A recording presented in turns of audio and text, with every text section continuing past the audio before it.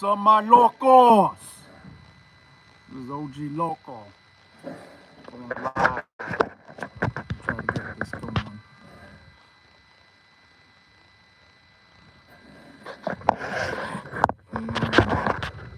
Beautiful fall day. Get my water going.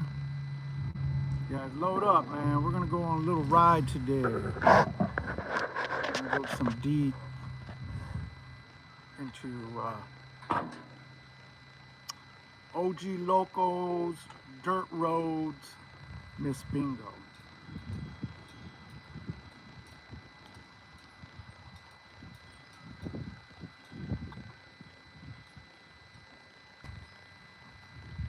So, I was trying to go live on the schedule live. I haven't figured that out on my iPhone. So I'm going to give everyone a little time to switch over to this live before we get too deep into the discussion today. So happy belated Halloween, everybody. OG Chucky got out last night. I bring him out once a year, and we had a good time. People were tripping. That's all I gotta say. Anyway, beautiful fall day. Saturday, November 1st, 2025. So today, we're gonna break down and discuss OG Locos, Dirt Roads, Miss Bingo. She's a 50-50 pure Red Boy, pure OG Loco dog. I'll give you a little history on the background of her. She was planned, 5 years ago maybe, and we were able to pull the breeding together, and she's the product. She's coming to be 2 in March. So I'm gonna try to speak louder because I'm outside, so apologize if I am speaking too loud.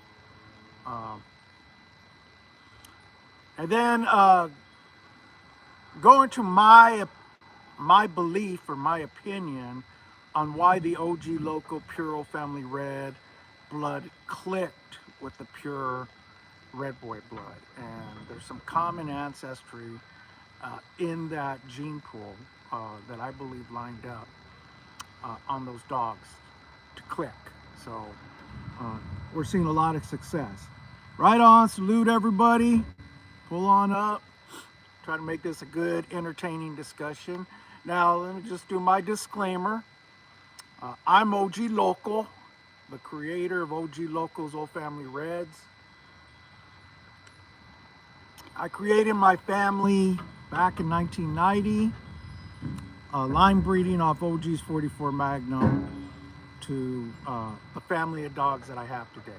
All those dogs I owned, I tested, I culled, I picked the best of the best in my family to create the OG Loco Old Family Red dogs.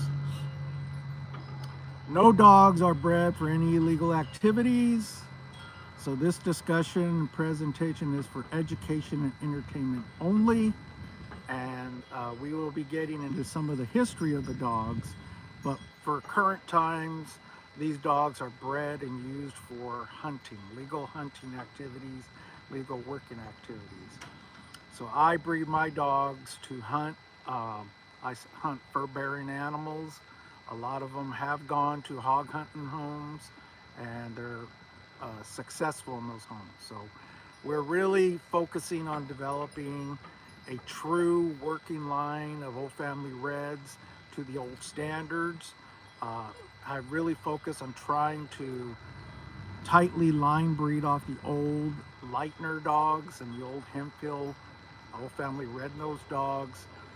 That not only my dogs look like them with the traditional copper red, dark copper red, red nose, red lips, red toenails, and amber eyes.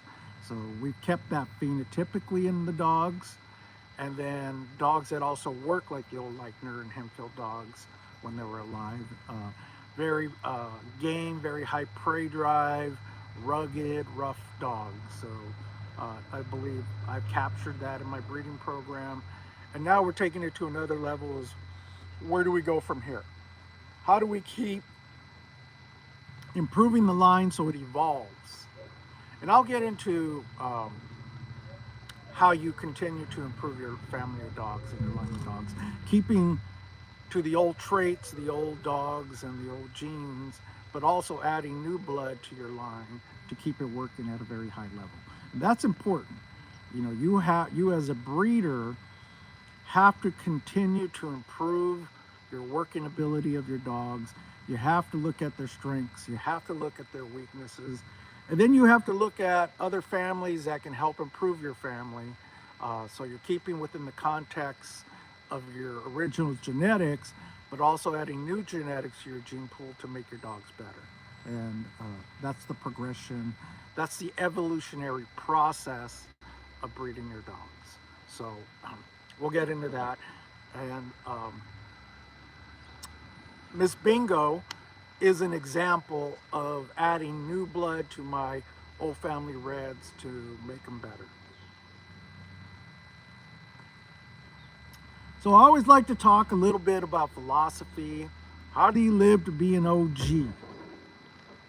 And to be an OG, a true OG, is an untouchable. That's what people forget. Is if you looked at the term, they were businessmen and they were untouchables in that they were able to make money, stay free, live long, prosperous lives. Nobody was trying to go to prison. No one's trying to go to jail. No one's trying to get killed in early life. The goal is to make money, create business, make opportunities, improve your situation, and live a long, prosperous life, gain wisdom, so that you could provide for your family and leave a legacy for your family. So that's what I feel an OG is. You have to have wisdom. You have to put time. And I got the original gangster tattoos on me.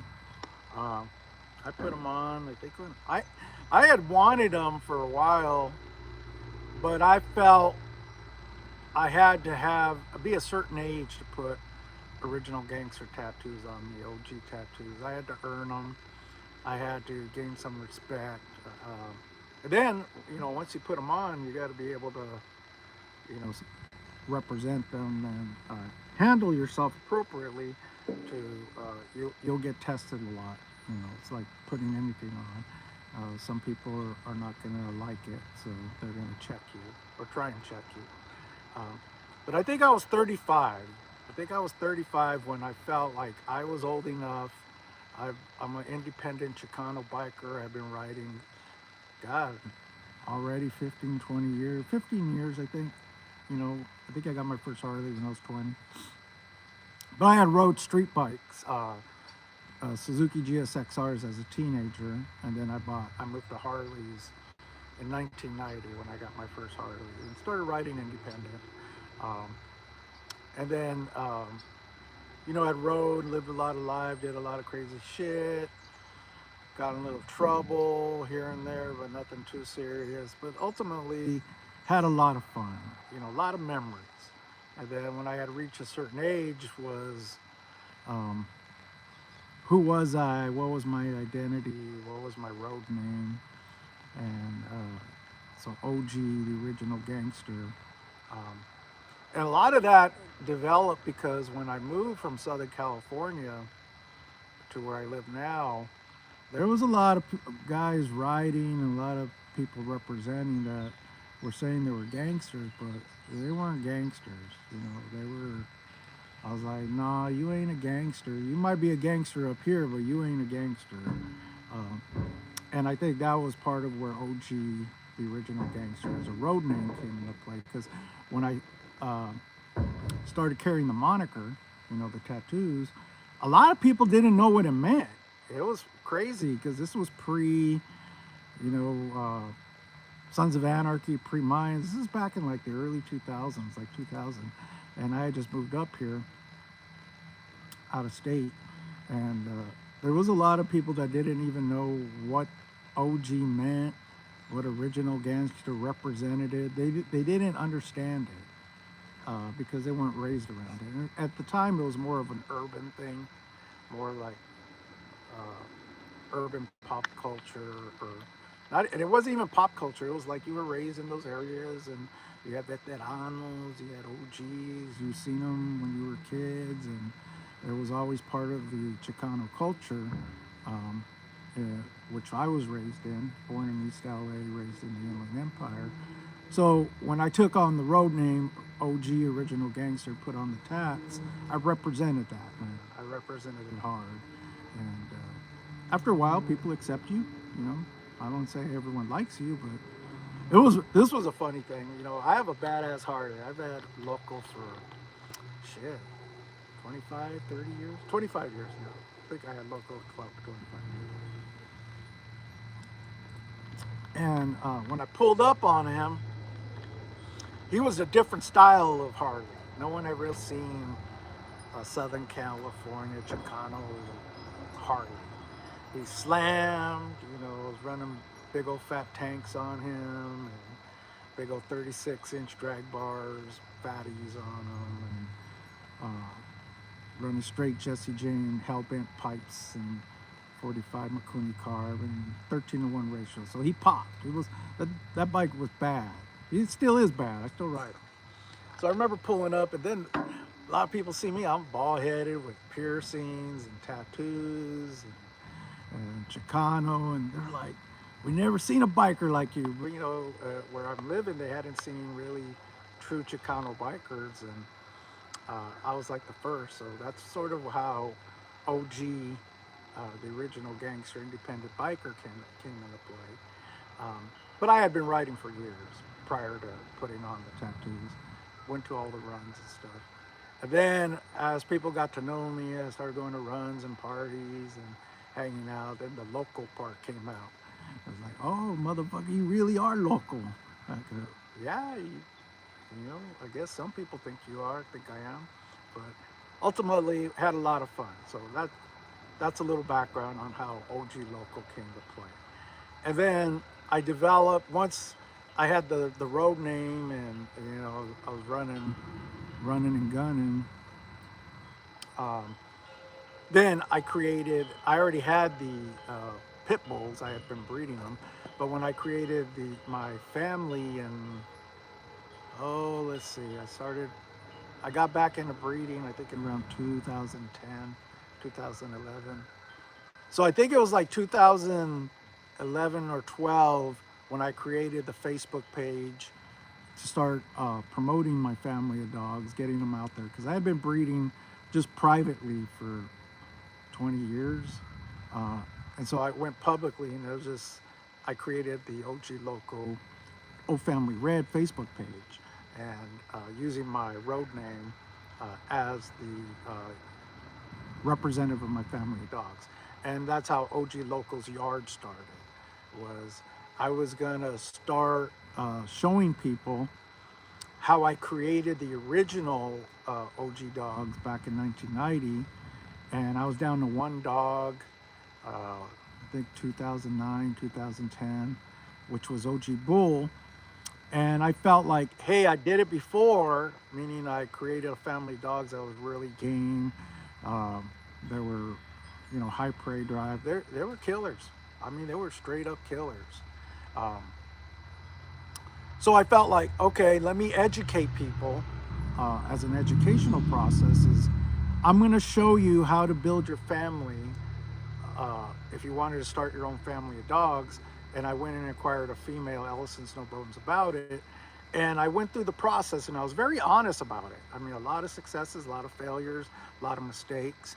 But I was just going through the process of showing people, if you want to build your family, your own family of dogs, this is how I did it, and you might be able to take some of what I did and take some of that wisdom and apply it to your own program. But that was the purpose of OG Loco's Old Family Red's Facebook page, was basically to have show people how I'm breeding my dogs and let them join in on that journey with me.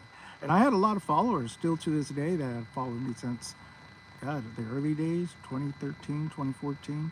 And it started off simple, just videos. These are my dogs, and you know, just showed some of the breeding, some of the pups, and some of the dogs that made the cut.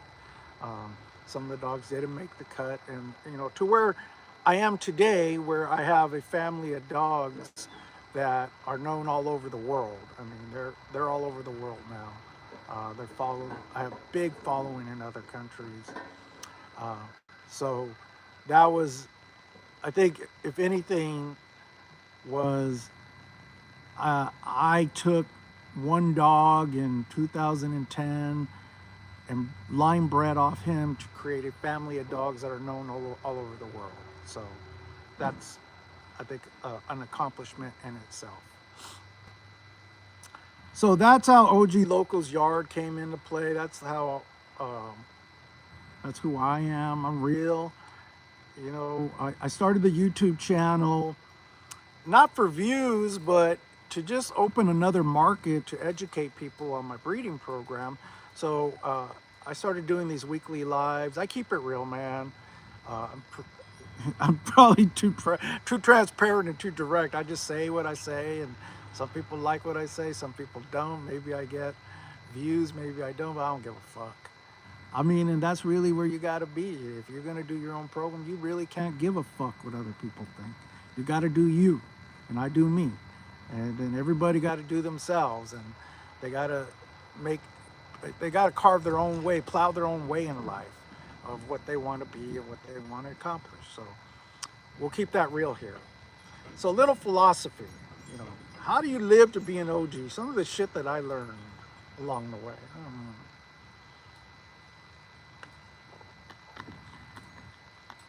I think a big one for me, this came late in life. I had gotten in trouble. I had to take some anger management classes because I had a very bad anger problem. I was like, I don't today because I'm chill as fuck. But when I was younger, I guess I was a little temperamental. I guess that's a good sign. It caught up with me. I got in trouble. So I'd take this class, and one of the things I learned in the class that I never really, it opened my eyes, you know, of things that had really pissed me off and got me angry. And then I think two things I learned, and this is where self-control came into play. You know, strength. Strength is self-control. Don't allow your emotions to dictate your actions. Use your brain, use your head. And one of the things I learned in anger management was don't put people on a pedestal. So what happens is when you put people on a pedestal and they do things that disrespect you or hurt you, whatever it is, and that triggers emotions and anger because you had put them on the pedestal. You had admired them. And that was the one thing we learned in anger management, is don't put anybody, everyone's equal. You're equal. No one is better, no one is worth. A man is a man. That's pretty much what it is. You're all equal. So you conduct yourself in a manner as a man who is no better or no worse than any other man you deal with, because you're not putting other people on pedestals. And if you change your mindset that everyone is equal, then a lot of those emotions that got you in trouble, like anger, frustration, all those other things, you see things objectively. You see like everyone's imperfect, and you're just a man to me. You know, I don't care how much money you make. I don't care who you run with or who you're related with. That doesn't matter to me. When it gets down to it, man to man, you're just a man, and so am I. So that's where it is. So don't put people on a pedestal. That's what I learned. I just treat everyone with respect. And if not everybody is made for everybody, I think that's the reality. If you're fucking with people and you're just not clicking with them, don't fuck with them. I mean, that's what people. I don't know why people struggle with that. If, uh, if I don't like or you're doing shit or we just don't have a whole lot of common, I just don't fuck with you. I stay in my own lane. I have the people I fuck with because we have a lot of things in common. We have common goals. That's who I fuck with. People I can work with and build with. Uh, but I don't let other people detour me or detract me. Um, and the important thing about if you want to be successful in life, you got to be free. You got to be out in the free world building an empire, building, creating things. And I see this in the OG Loco journey is a lot of the dogs I farmed out to people to get my program going. A lot of them, the people ended up in prison. So I lost access to those dogs. Uh, some of the dogs got confiscated. Some of the dogs were put down. Some of the dogs died in yard accidents. So all those things that when you're trying to build and you're working with other people, those are all setbacks. Uh, so people ask me, is how you been so successful? Well, I haven't been incarcerated. I've been free for 35 years to build my program and they're getting better. And that's what I'm trying to, I guess, little wisdom. If you want to be successful in life, you got to be free. You got to make moves on the world. You got to build an empire. And you can't do that if you're incarcerated. And you really can't do that if you're on paper, if you're on probation or parole. You got to be free to make moves. So that's another piece of wisdom. I guess the last piece of wisdom, this is where controlling emotions, women are emotional, okay? Men are objective.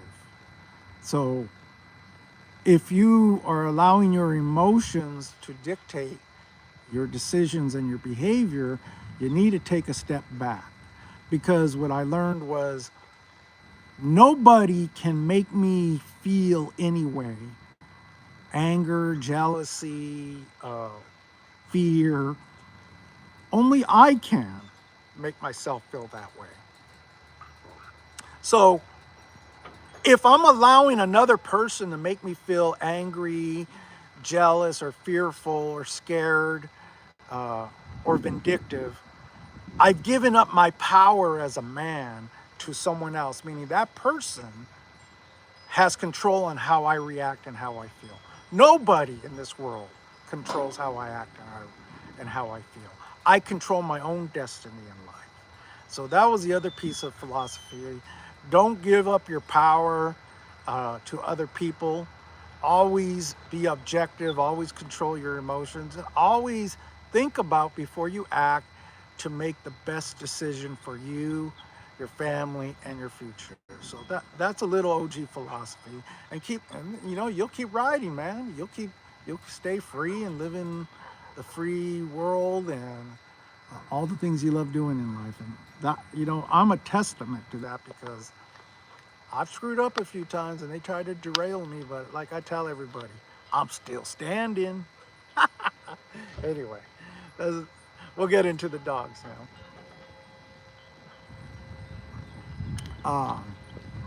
I guess let me wrap this up. What type of biker I am. I don't do real good with rules. So, I'm more like an easy rider biker.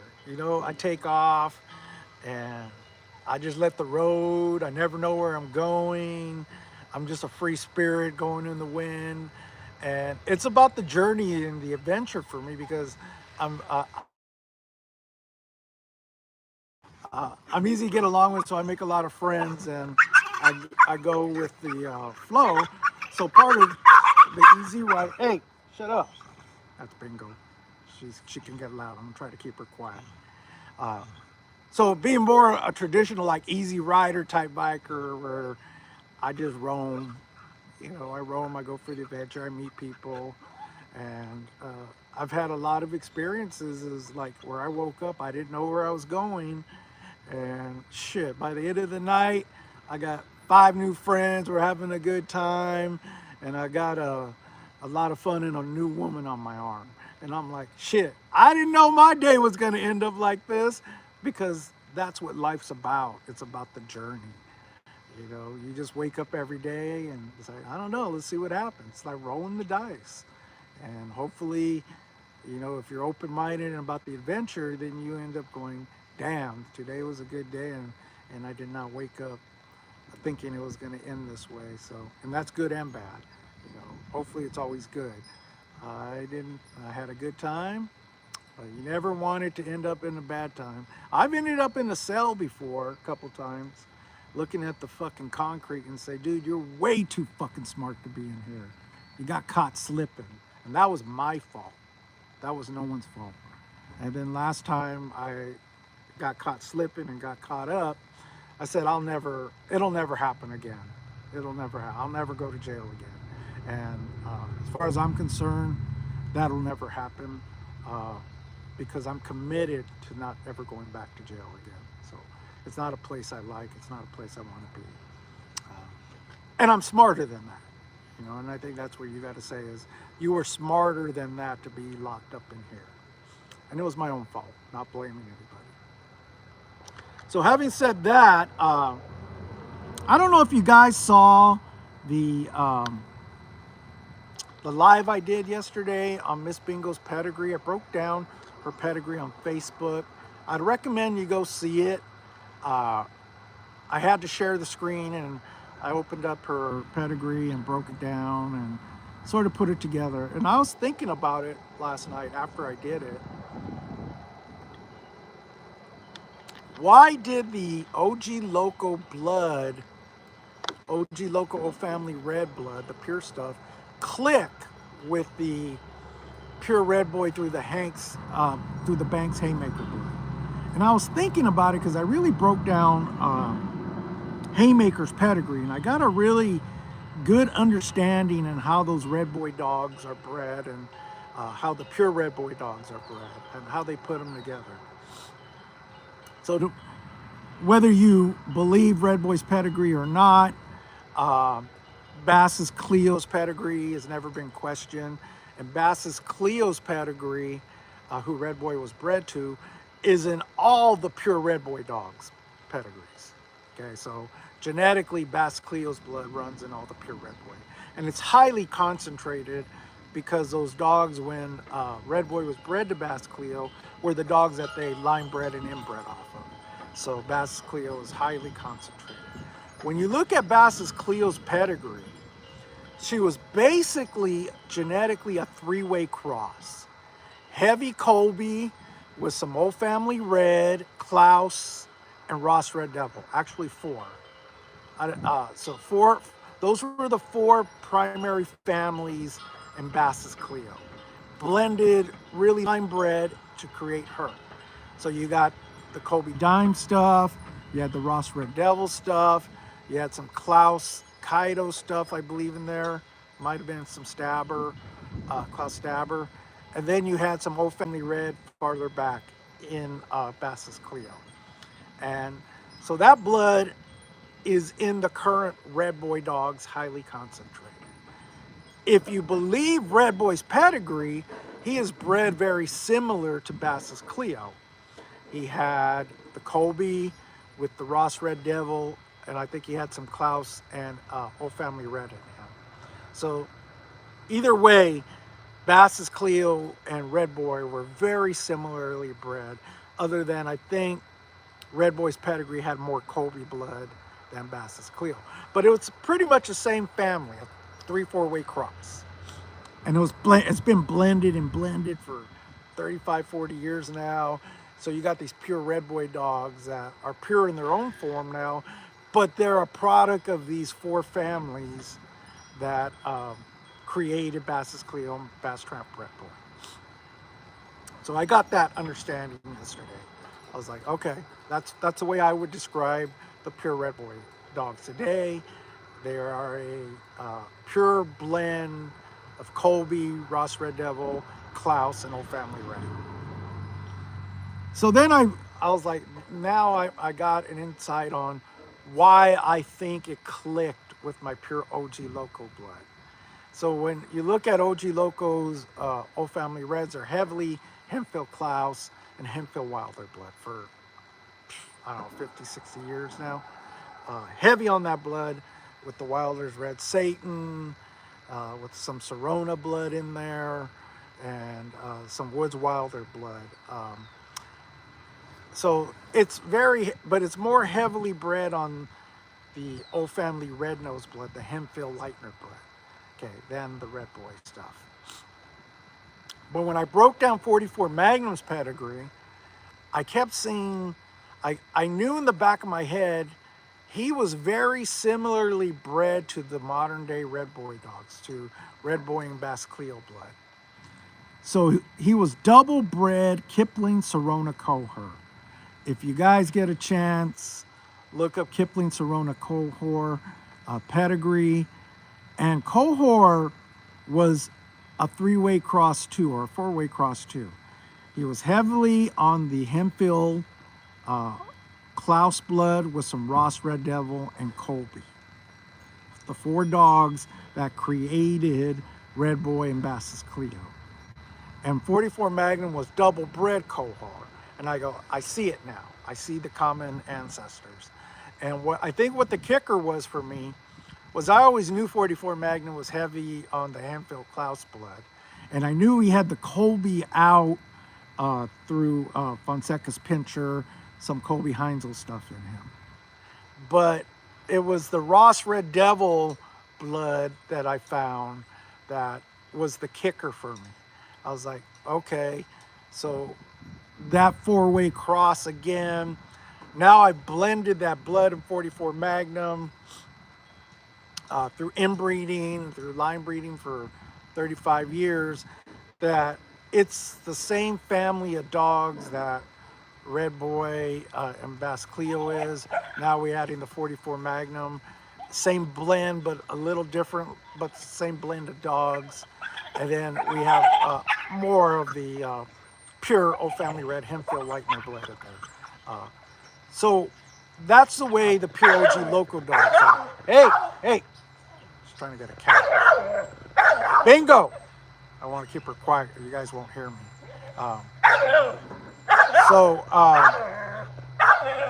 That was what I learned yesterday, was the pure OG Loco Old Family Reds, and this is different. This is why I say they're different. Bingo! Quiet! Hold on, I'm not gonna pull her up. She's not gonna be quiet. Stop!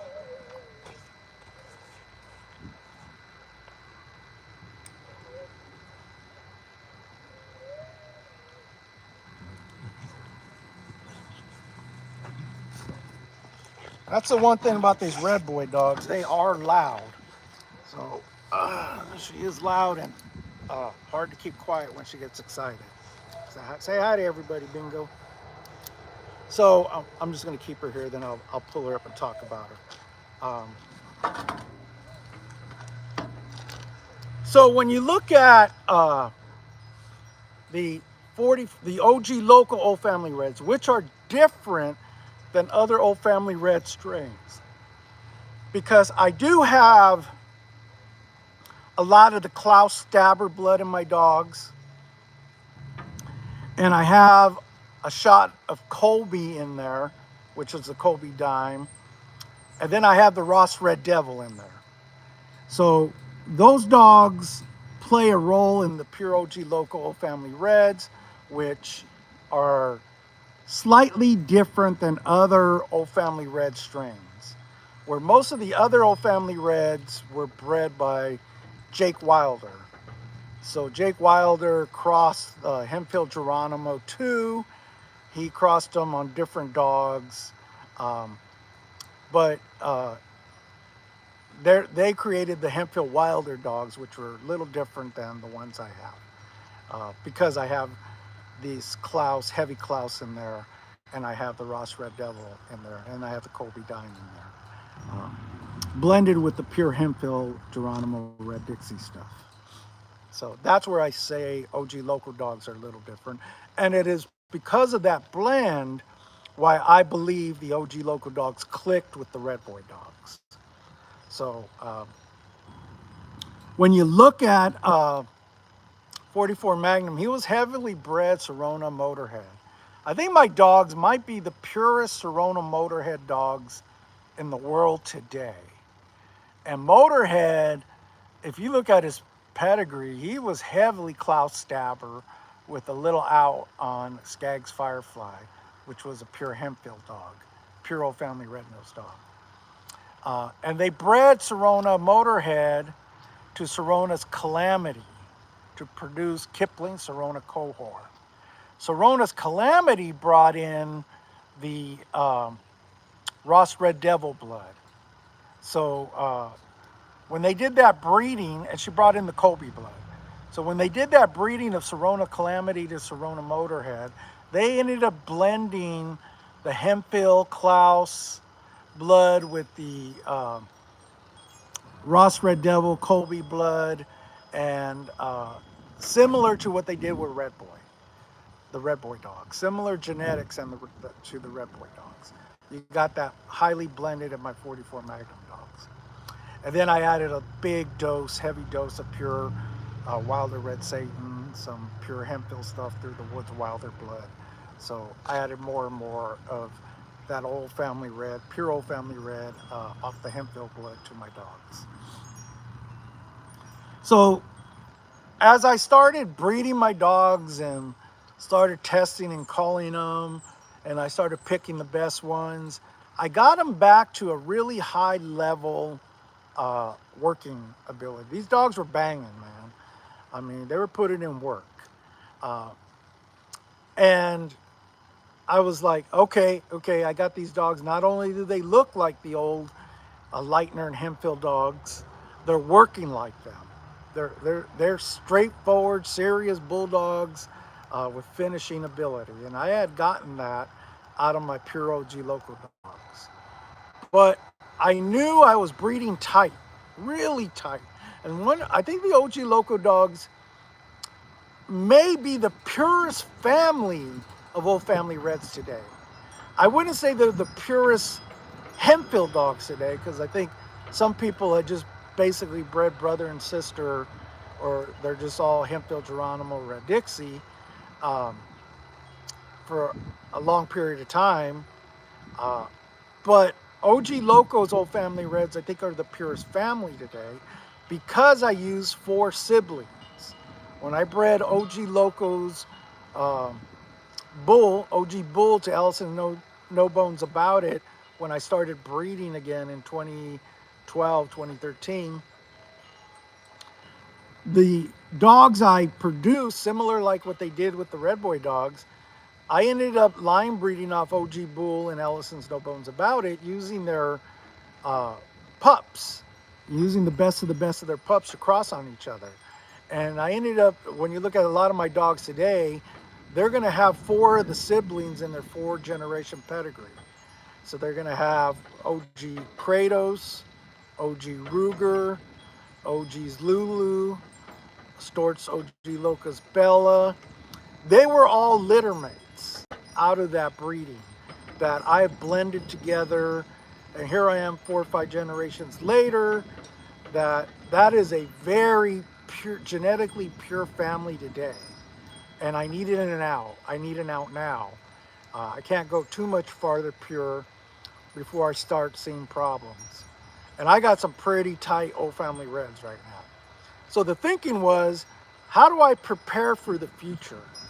How do I add new blood to my old family red that's gonna, one, click with them so I still get a high level working dog, but is also related, genetically related, to where I keep the old traits, the old family red traits of the red nose, dark copper red nose, with the red lips, gold eyes, that work like the old Leitner and Hemphill dogs, but also had a genetic out that loosened them up so I could continue working my dogs at a very high level, and I could continue breeding them. So I started looking. I started looking at the best bloodlines out there, the best working blood, and I started doing crosses. And one of the things I did is I ended up working with two other yards, cracking kennels and dirt road kennels, and gifted them a pure OG Loco female. We had did some business in the past. They were men of their word. So I trusted that, hey, I'll gift you a pure OG Loco female, raise it, and breed it in a couple years, send me something back.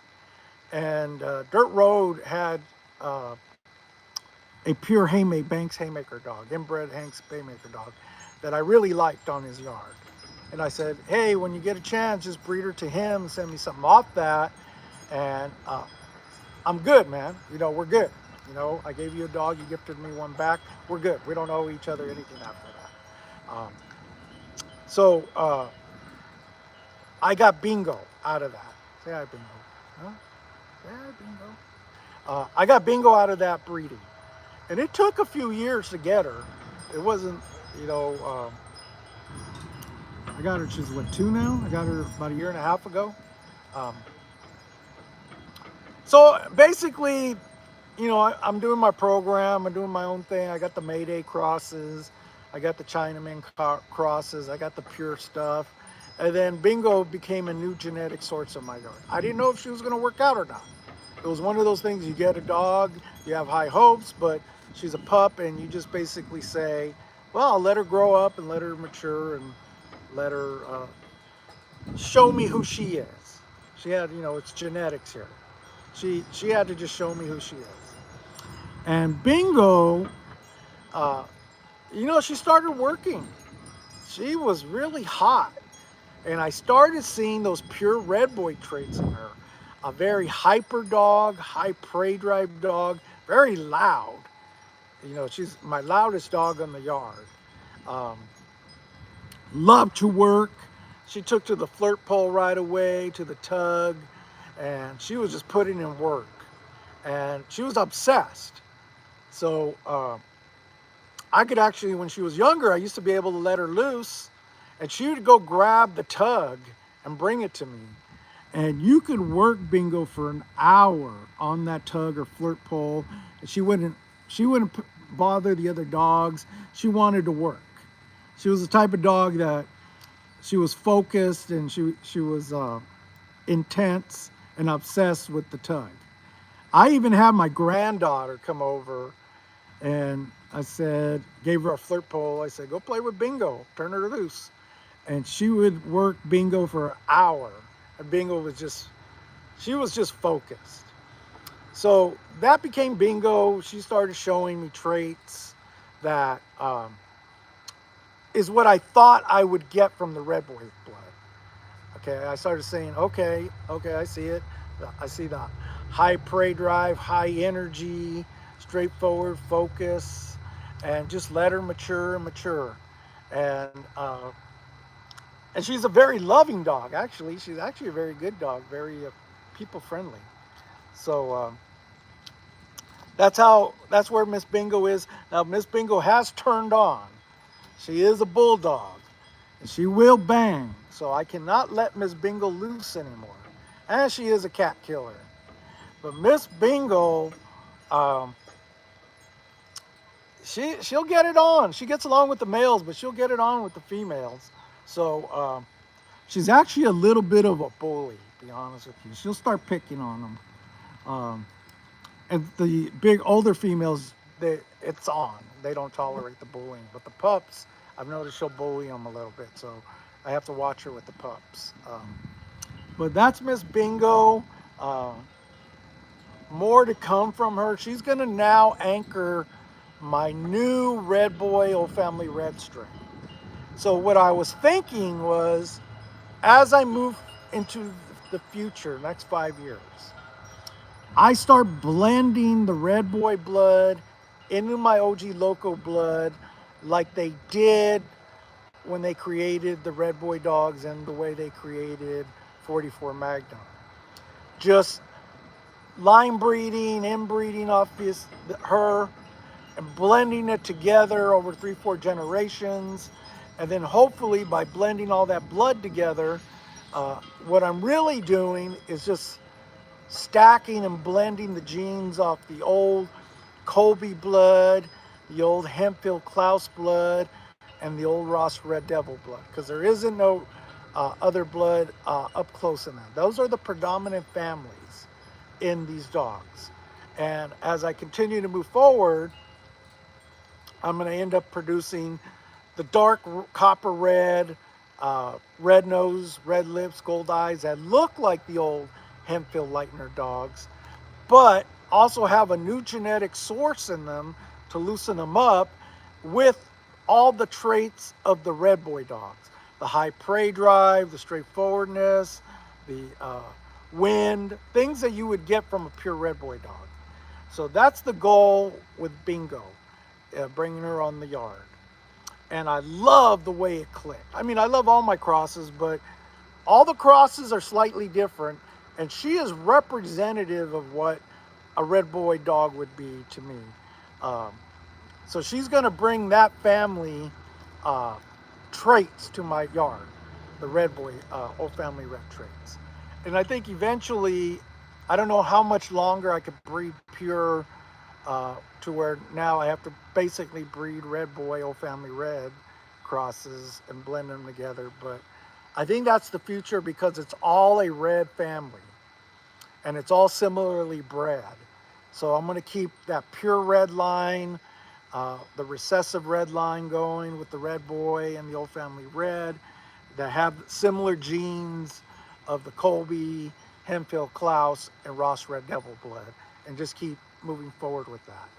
And then hopefully cross that into my heavy mouth dogs. So I have the Chinaman Old Family Red and the Mayday Old Family Red. So when I need to add more mouth to my family, I'll breed to those dogs. If I need to add more gameness or wind or prey drive, I'll breed to the Red Boy stuff in my family and keep blending them back together to create my working dogs. So loving Miss Bingo. She is a genetic source for me. The whole litter worked out from what I hear. Everybody that got a pup off that litter of Dirt Road's Bingo to Kraken's Daphne, all those dogs have turned out. So that tells me that's what we call a click. It's clicking. It worked. So that I've decided to add more pure Red Boy to my line to cross on Bingo's pups and maybe Bingo later. I have a friend who's going to send me a pure Pit Island boomer dog. Probably one of the purest boomer dogs I've seen. Very tightly bred, heavily boomer. And if we could get her on the yard, breed her to OG Loco Scarface, and then that'll give me 2 Red Boy lines. I have the Banks Haymaker in her. And then I'll add the Pit Island Boomer in my other line, and then start blending them together so I have a little genetic diversity, of 2 different Red Boy families. So that's the goal of to get her on the yard, hopefully by next year, and do the breeding with Scarface and get more of those pure Red Boy, pure OG Loco family reds together and start producing that. Bingo here will be bred next year to OG Loco. OG Loco is a tremendous producer for me. He's producing straight up killers. I mean, he is. He's finishers, hog hunting finishers, rough, hard mouth, hard biting, heavy bone, just rugged dog. Just very rugged dogs. That's what we get out of the Mayday stuff. So breeding her to the Mayday blood, the Wedo Loco, that gives me a 3-way cross because Wedo Loco is also off my pure OG Loco family red, bred similar to Bingo's mom. So we're going to have two outs. We're going to have the Mayday Michael Myers out on the top side, and we're going to have the Banks Haymaker blood out on the bottom side with a common ancestor, the pure OG Loco family red. So that'll give you a good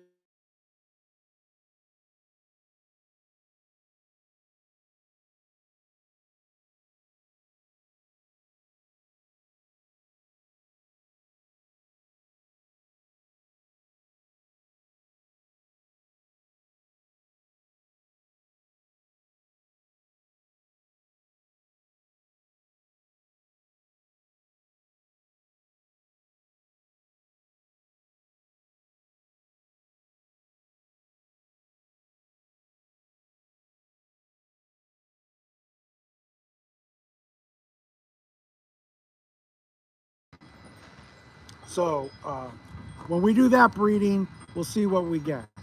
But I think it's just going to be fire. So we're going to get these fire dogs, and they're going to be on. So take a watch out for a Wedo Loco being bred to Bingo next year. Then I think in her second breeding, um, we're going to breed her to her grandfather, which is OG Scooby. So OG Scooby was the sire of her mom, Kraken's Daphne. So we're going to pull that back into Scooby, uh, creating 3/4 O Family Red, 1/4 Red Boy. So we'll do that in her second breeding. But knowing all these dogs that I'm going to be doing, uh, Wedo's tremendous producer. Scooby is a tremendous producer, and they're both game dogs, especially Scooby. Scooby he's a game dog. I mean, really game. And then using Bingo bred to them, uh, and adding those genes to it creates. Uh, they're all proven dogs. They're all working, and so it should be a good cross. So that's what I want to get. That's the plan with Bingo. That's where we're going. Um, if you want, stay in touch. I'm going to try to get these new dogs that I'm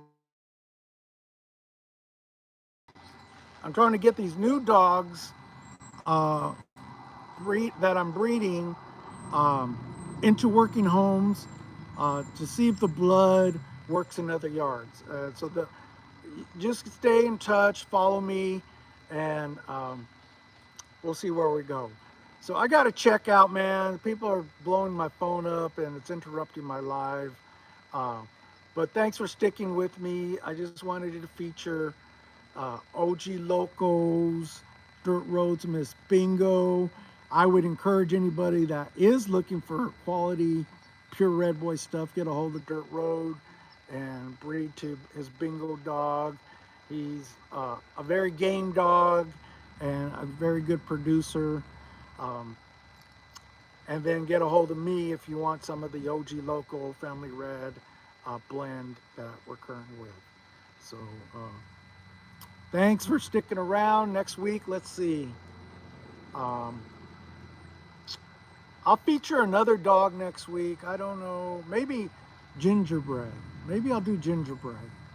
That's my pure OG Loco O Family Red. Uh, we'll talk about her, bring her up here. And she's turning on. She is actually turning on right now. And I'm a little excited with her. But hopefully I could take Bingo here hunting in the morning. We're gonna go down to the river, turn her loose.